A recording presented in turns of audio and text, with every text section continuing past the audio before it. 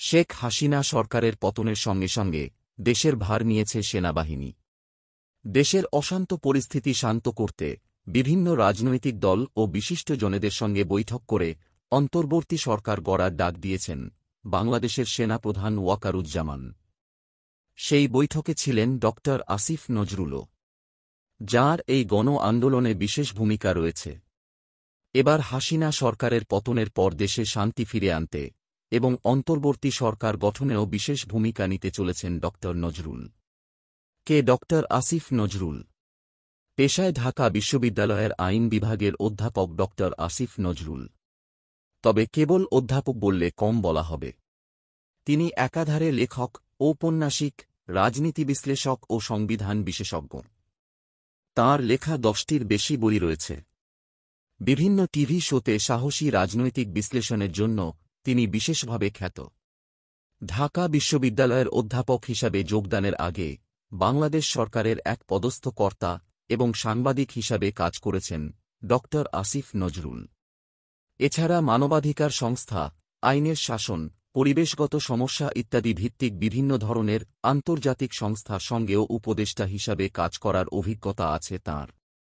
কর্মজীবনের গোড়া থেকেই তিনি পরোক্ষভাবে বিভিন্ন রাজনৈতিক কর্মকাণ্ডের সঙ্গে যুক্ত। তাঁকে বাংলাদেশের রাজনৈতিক সমালোচক বললেও ভুল হয় না। 2012 সালে এক টিভি শোতে বক্তব্য দিতে গিয়ে তিনি অগণতান্ত্রিক শক্তিকে উস্কানি দিয়েছেন অভিযোগে মামলাও হয় ড. নজরুলের বিরুদ্ধে। এমনকি তাঁকে প্রাণনাশের হুমকিও দেওয়া হয়। যদিও এসব কোনো কিছুরই পরোয়া করেননি ড. নজরুল। তাই ঢাকা বিশ্ববিদ্যালয়ে অধ্যাপক হওয়ার পরেও ছাত্রদের বিভিন্ন দাবি দাওয়া নিয়ে বারবার সরব হতে দেখা গিয়েছে তাঁকে। ছাত্র আন্দোলনের বিক্ষোভ মিছিলেও দেখা যায় তাঁকে।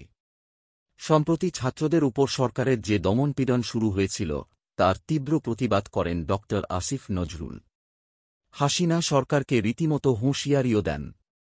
দিন কয়েক আগেই এক সংবাদ মাধ্যমকে দেওয়া সাক্ষাৎকারে ছাত্রদের এই আন্দোলনকে ৭১-এর মুক্তিযুদ্ধের সঙ্গে তুলনা করেন।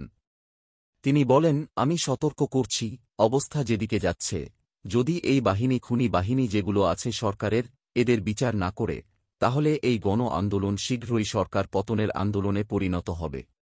এটা একটা গণ বিস্ফোরণ, গণ আন্দোলন।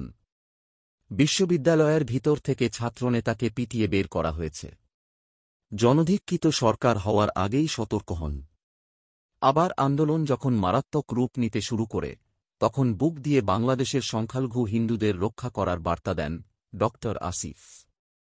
বিক্ষুব্ধ ছাত্রদের উদ্দেশ্যে সতর্কবার্তা দিয়ে ফেসবুক পোস্টে তিনি লিখেছেন, কোনো হিন্দু এলাকা বা মন্দির যেন আক্রান্ত না হয়।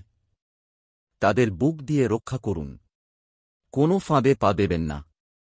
সোমবার হাসিনা সরকারের পতনের পর সেনাপ্রধান ওয়াকারুজ্জামানের সঙ্গে বৈঠকেও উপস্থিত ছিলেন ড.